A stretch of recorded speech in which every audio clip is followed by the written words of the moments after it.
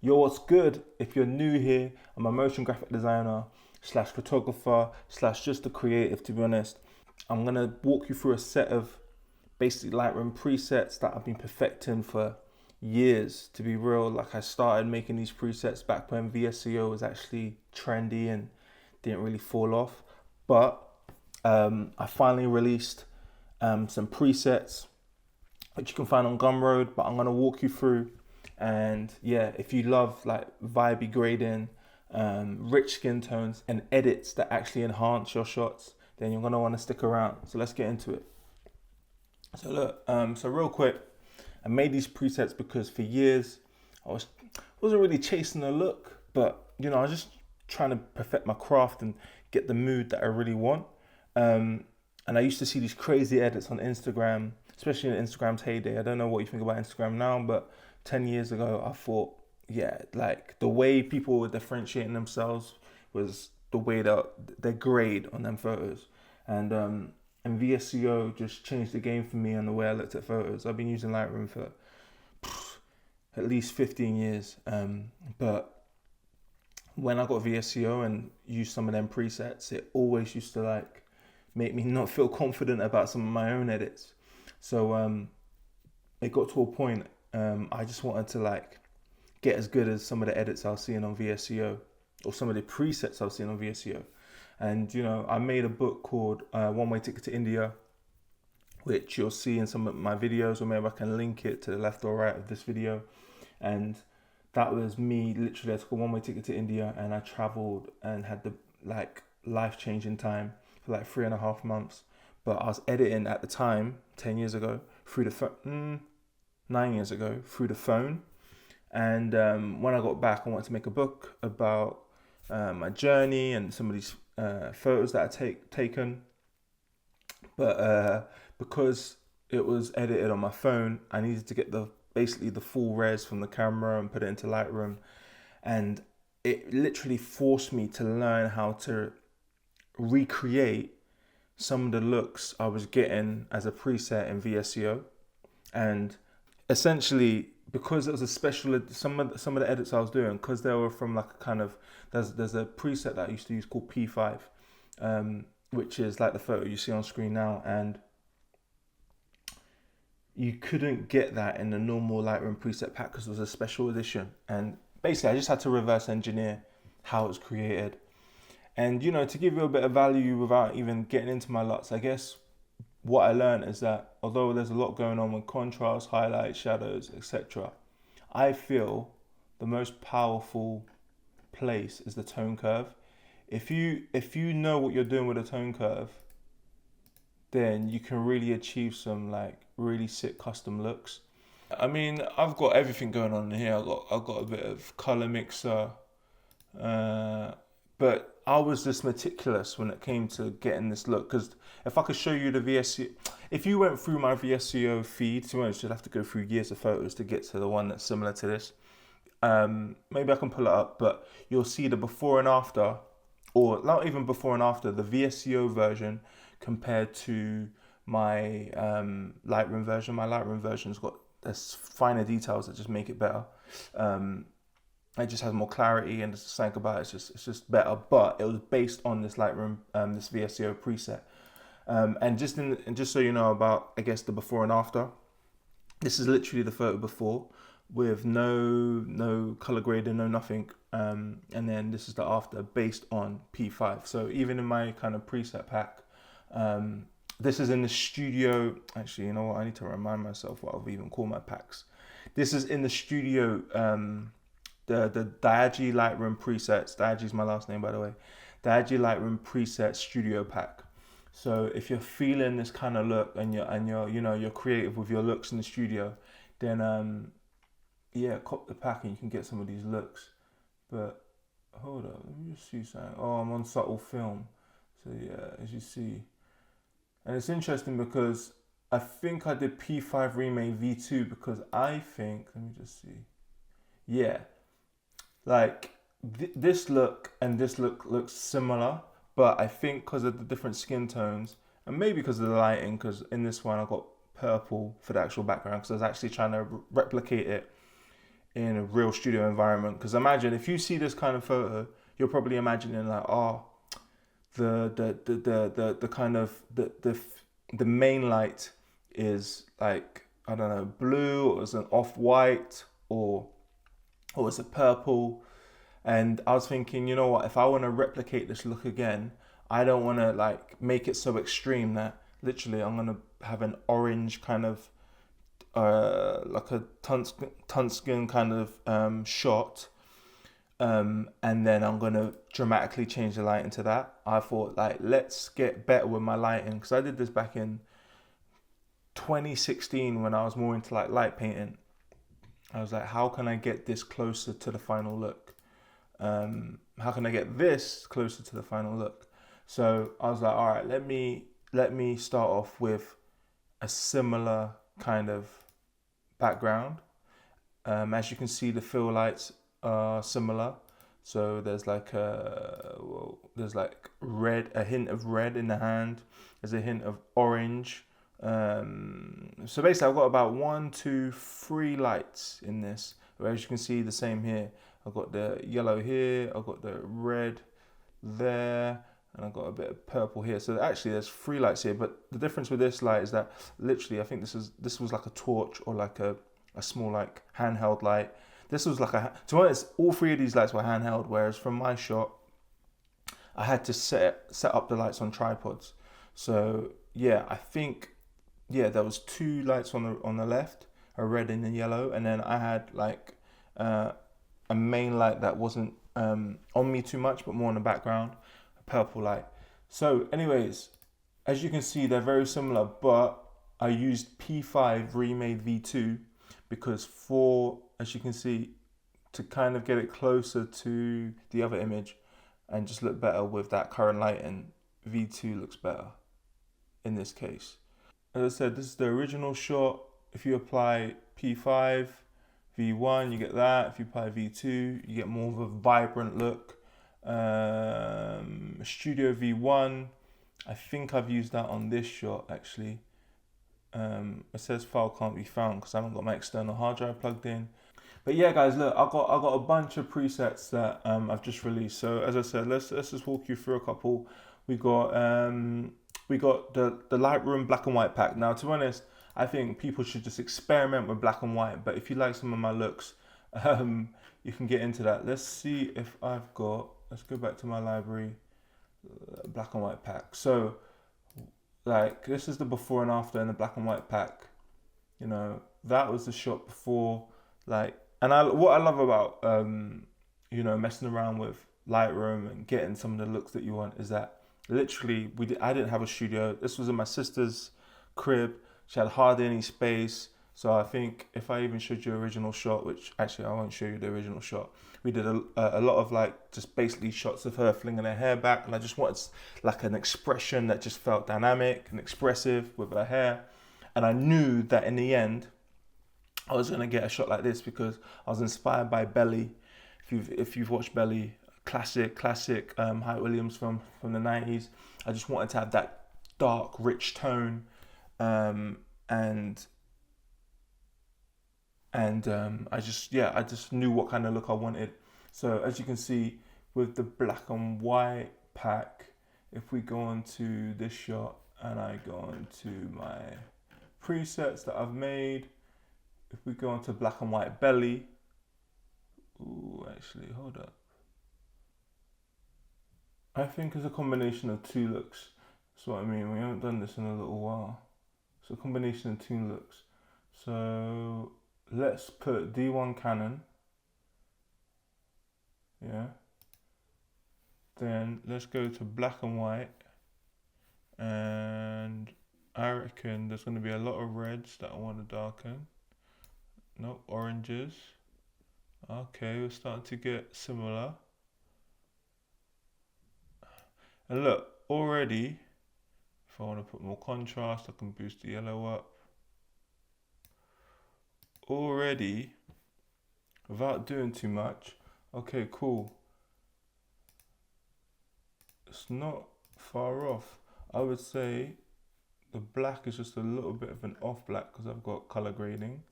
So if I take color grading off.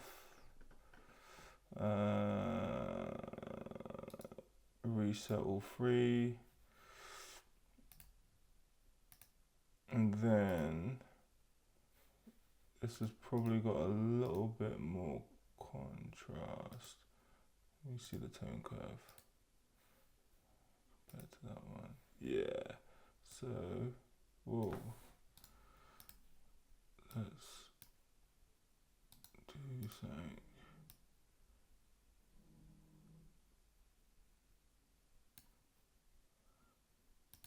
And then I don't want to have none of that. Reset point curve. Sorry, now let's reset region.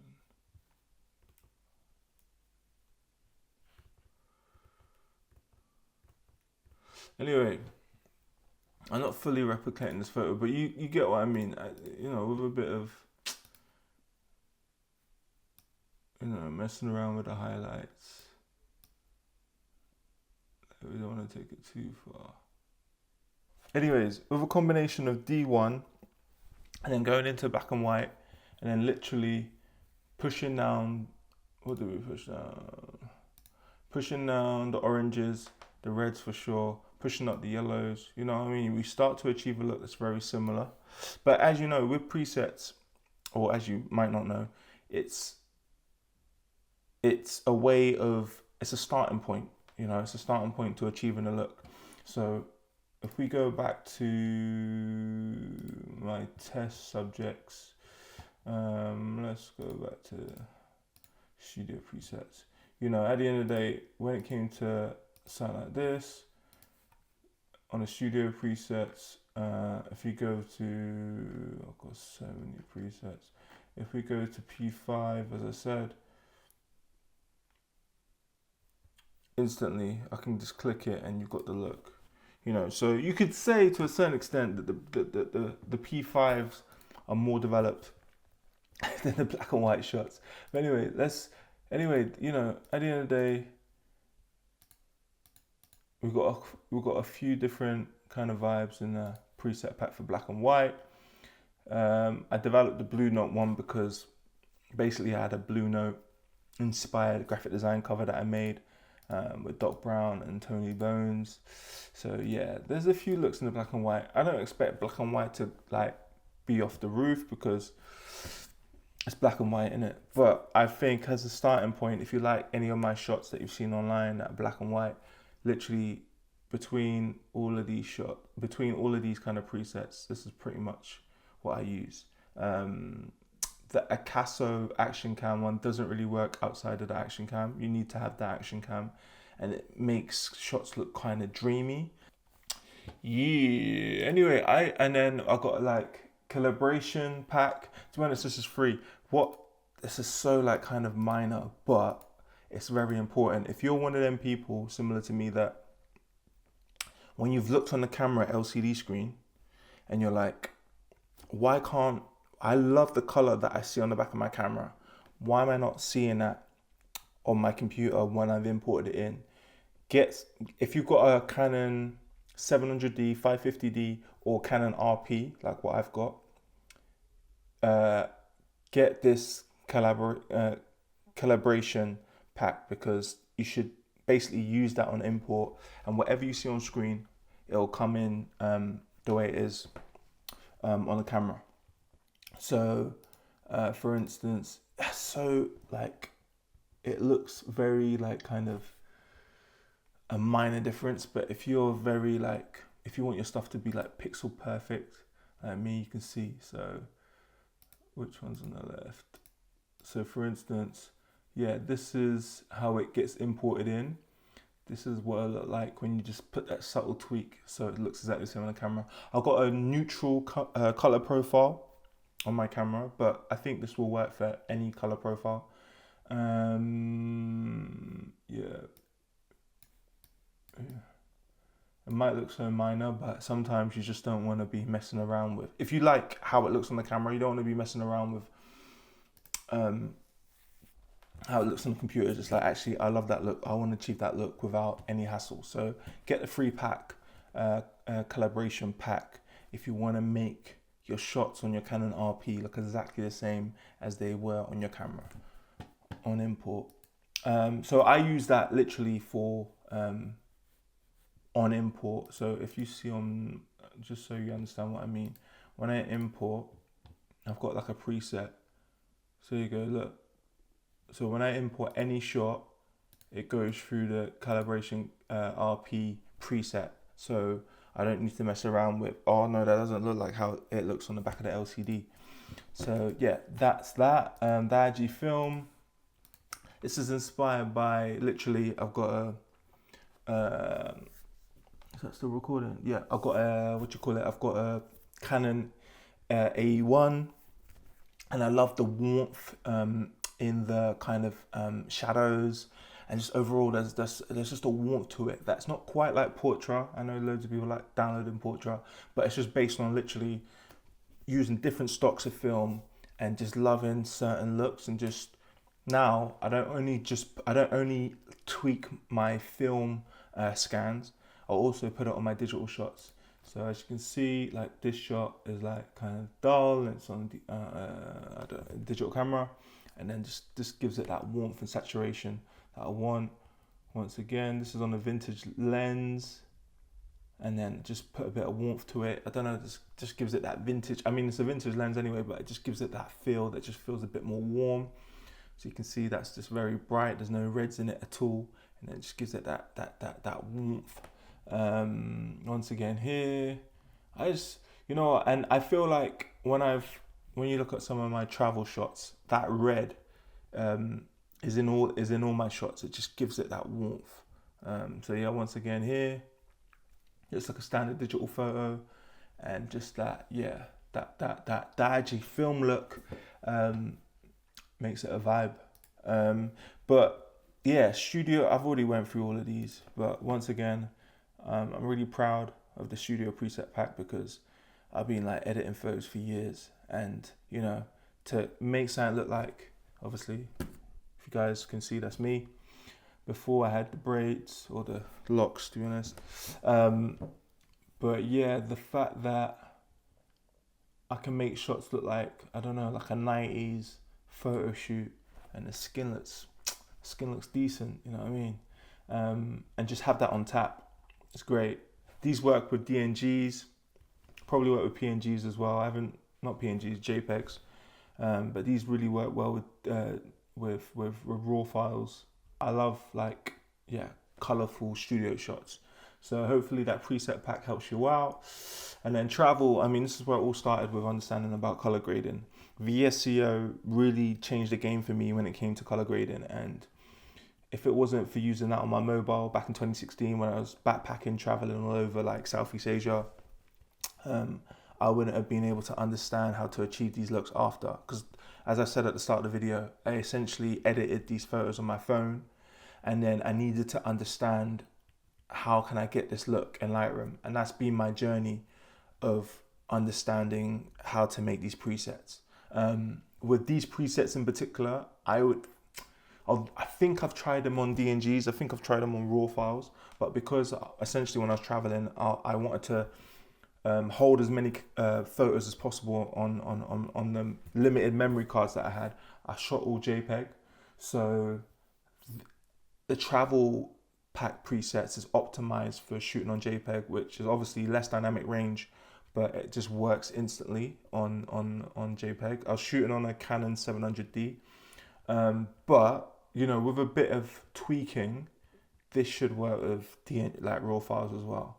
But I must say, that's just a little disclaimer. If you're going to get the travel pack, they're mainly optimized for JPEGs. So say for instance, this is a drone. I've got a Mavic Mini 2, no, just a Mavic Mini, and this is a JPEG, and then I've put my preset to just really make it vibrant and ready for final delivery.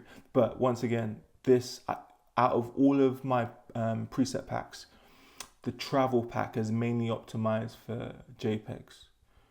Obviously I'll still work on raw, but that's just a little disclaimer. Whereas I think if you get varying results on DNGs, at least you know now, But with the studio preset pack, yeah, these are all raw files. Although to be honest, it should work on both. Like the way I've done it, it should work on both. But just if you get varying results, to be honest, if you get varying results and you think, you know, the pack's not as lit as I'm making out, then just contact me, and I'm up for doing another tutorial and showing you how to use the presets. But just know that yeah, it's a starting point, and yeah, as you can see, for instance, with this photo, this is the raw. If we go to my travel preset pack, whoo, see, A6, you get the look instantly, A6.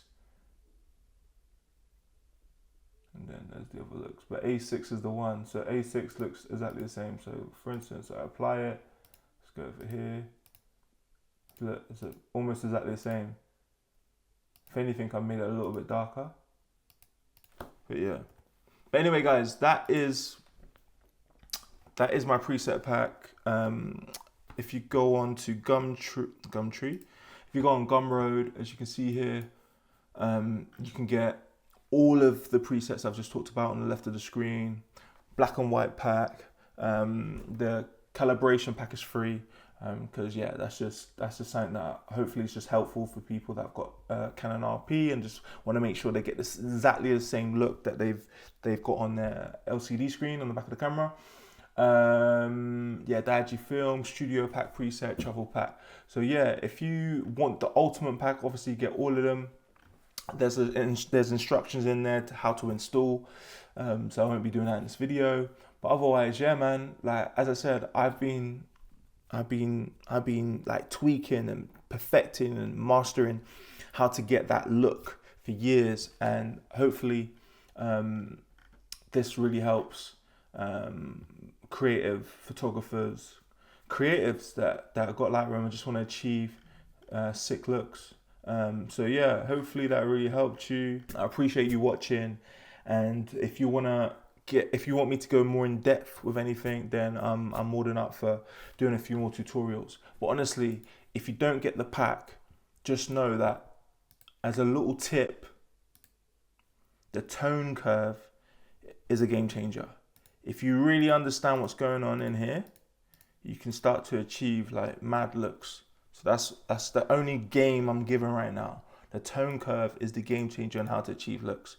You can do like stuff here, but this is not where it's at. Even like temperature and tints, it's not where it's at. The tone curve is powerful, honestly. If you learn how to, look at that image. Literally, it's the tone curve that's doing all the work. If I take you through, damn, I'm putting you on game. If I take you on, like, look, let's go to here. Once again, tone curve. It's the game changer. It's the one that changes the whole look. It's the tone curve. If there's any game I can give you right now about making your own presets, about how to edit photos to achieve the look that you want, mess around with the tone curve. If you want me to get deeper into it, into like, okay, what am I actually doing with the tone curve? As you know, as you've seen some of the photos, some of them had like a massive curve and like loads of dots. This one doesn't have hardly anything. So a lot of the work is just boosting the light, and I actually like the shot as it was. I just wanted it to be a bit more brighter. But honestly, the tone curve is where the magic happens, you know. So I'm just yeah, if you're not gonna like, get my pack, then just know, mess around with the tone curve, and you'll start to achieve some really cool looks that maybe you never thought you could achieve before. And I wish when I started like 10-15 years ago, someone just told me to mess around with the tone curve rather than just doing the basics of just like, obviously you need to know the basics, but if you want to achieve a look, learn to use the tone curve. And what I really love about a tone curve as well is that if you know how to perfect and work with a tone curve, then when you get into like creating a look or a mood for video in Premiere Pro or After Effects, then it's exactly the same. You can literally, if you